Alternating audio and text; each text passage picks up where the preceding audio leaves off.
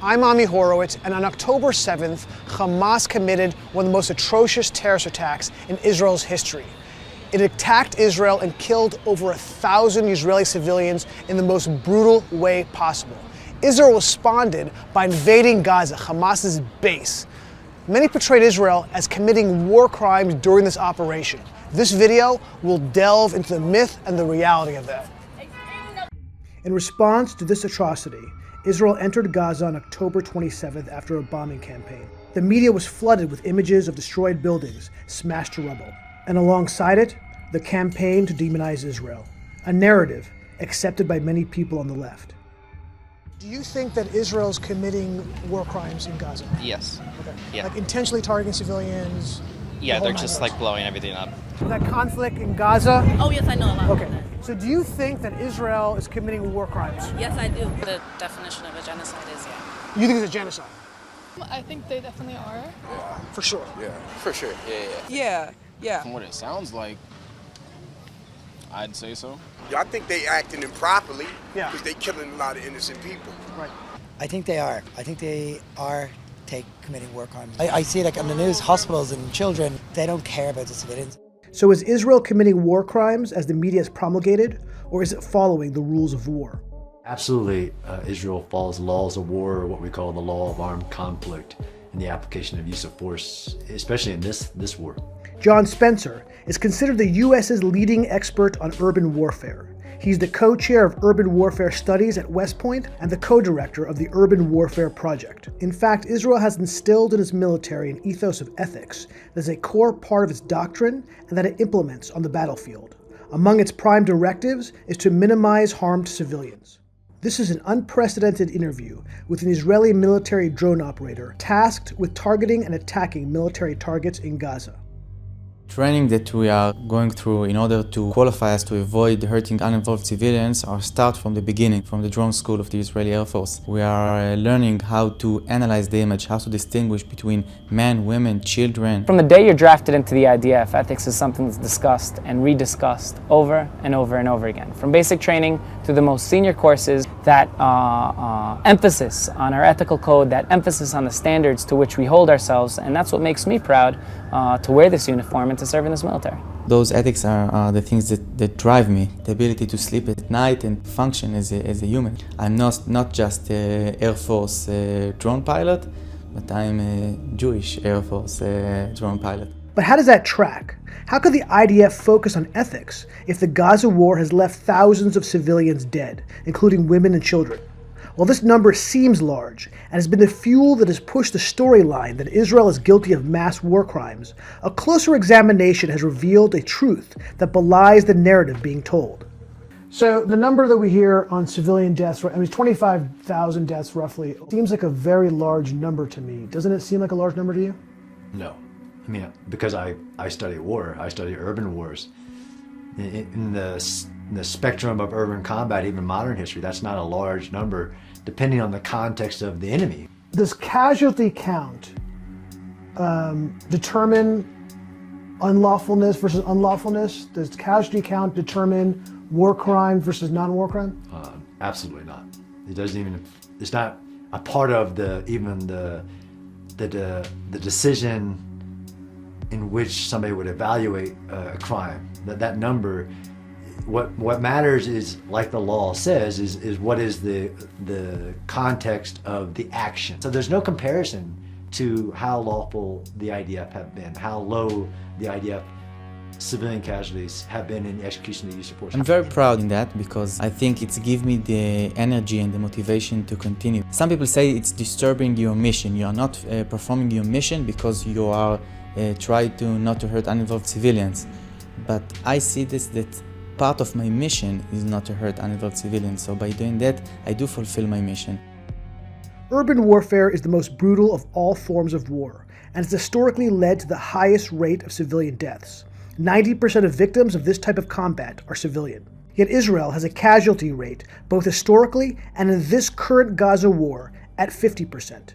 Additionally, the difficulty to achieve this historically low level of civilian casualties is even harder because of the contextual circumstances that Israeli forces face, including the density of the population in Gaza, This small strip of land has 14,000 people per square mile, compared to Iraq that has 102 people per square mile, and Afghanistan with just 66 people, making avoiding casualties exponentially more difficult. Characteristics of Gaza area is a very high dense location, a lot of buildings, houses, refugee camps, everything is mixed one in another. It's very difficult to distinguish between Hamas and the civilians, the uninvolved civilians, because they are mixed together.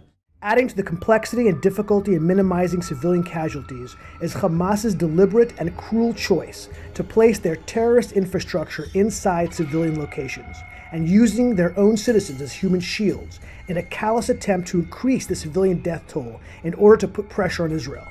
The Hamas put their inside house of civilians, and one of the greatest challenges of us as drone pilots is to make this separation between the civilians and the Hamas terrorists and their equipment, and to know what to do with that. Does the enemy specifically try to put you into these moral dilemmas?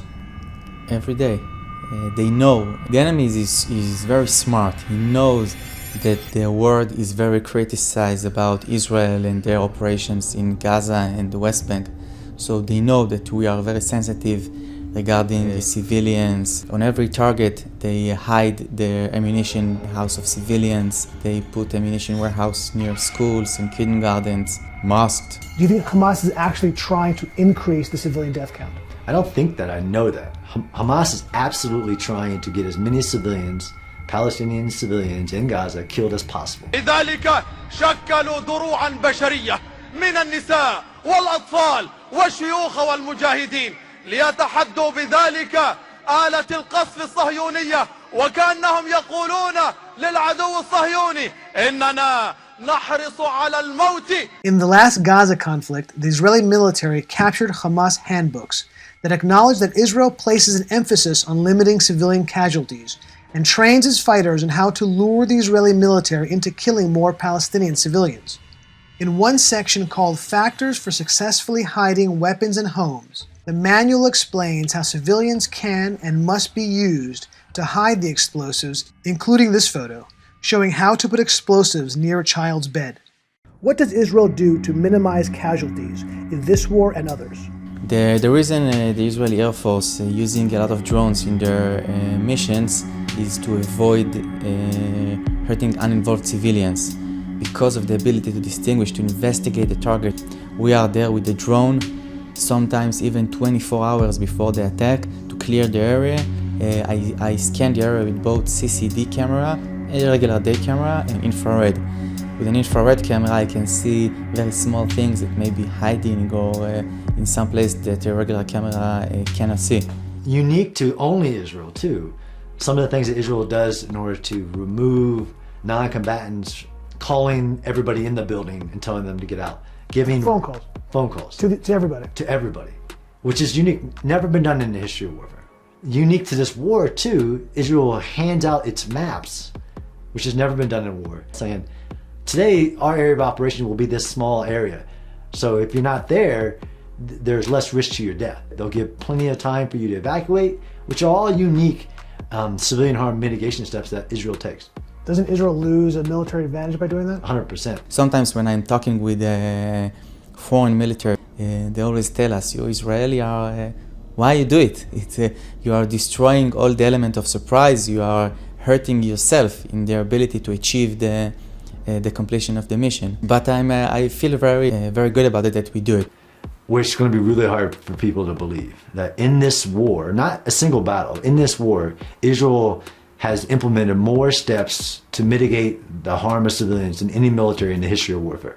Including the United States. Including the United States. When you use a missile, when a helicopter comes and shoot a missile on a target, you need to get the clearance first from an officer in the rank of at least a colonel, usually a brigadier general. This is a person that has 20-25 years of experience. The ability to abort an attack, given even to the smallest private. If anyone see something or to cause the hurt of uninvolved civilians, he has the privilege to say abort attack.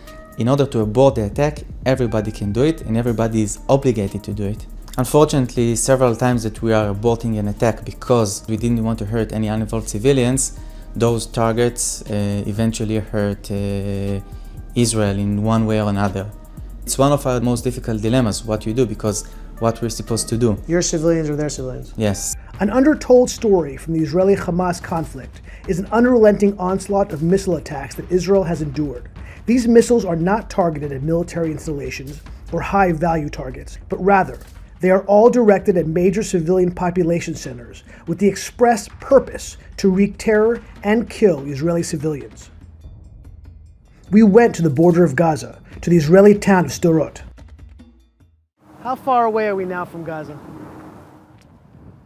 From this point to the border, less than a mile. What you see here, it's just part of the rocket fallen in this town in the last 12 years. We talk about 28,000 rockets. So I've literally been in Tel Aviv for 45 minutes. This is the second time rockets have been sent here. We have the red alert. You can hear in the background the alarm, and the explosions has already started. And this was all packed. Everything you see here with people, lined with people, packed with people sitting out and enjoying the day. Of course, now they are all gone. And there's the first explosion. Right here, a couple more after that. And this is the way people here in Israel are living day to day. Another one, that one just shook the windows right in front of me. That was very close by. You have an average of about 340 rockets and mortars a month. They don't target the army, they target the civilians. We have here people that died from these missiles. We have here one of the schools, it have a direct hit. How much time do you have between when the sirens hit and when you have to be inside your shelter? We have just 15 seconds. We hope will be here peace, because it's a beautiful area and we can do here together, we can do here big things. Do you think Hamas is actually trying to increase the civilian death count? I don't think that. I know that. The Hamas put their ammunition and other things inside house of civilians.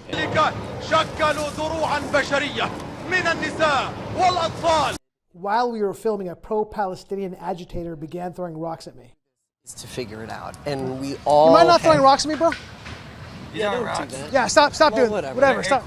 Okay, stop throwing. It's not about you. We're doing stop a thing. That. I asked you nicely, man. Please stop that. I mean, I don't want to really be nice. Yeah. Oh, please stop. No, that says it all to me right there. This is a gross interruption. Did you kind of make you rethink a little bit the situation? Yeah, definitely. Well, considering that, I have to reconsider that. Did it make you at least think a little bit differently about it? Yeah, I think every piece of information that I get coming out of the conflict right now makes me want to slow down and think about it, because you don't want to jump on what everybody else is thinking. But it does make me want to think about it. But yeah, because 90% to 50 is pretty big disparity. Yeah, it makes you rethink, definitely. If you're being honest, surprise me. Does it make you rethink it a little bit? Probably. Sure. Okay, then yeah. From that perspective? Yeah. I would say they're definitely not like going out and like hunting out civilians for sure. Yeah. Like, what would you, if you were Prime Minister of Israel, what would you do? I would probably do the same thing.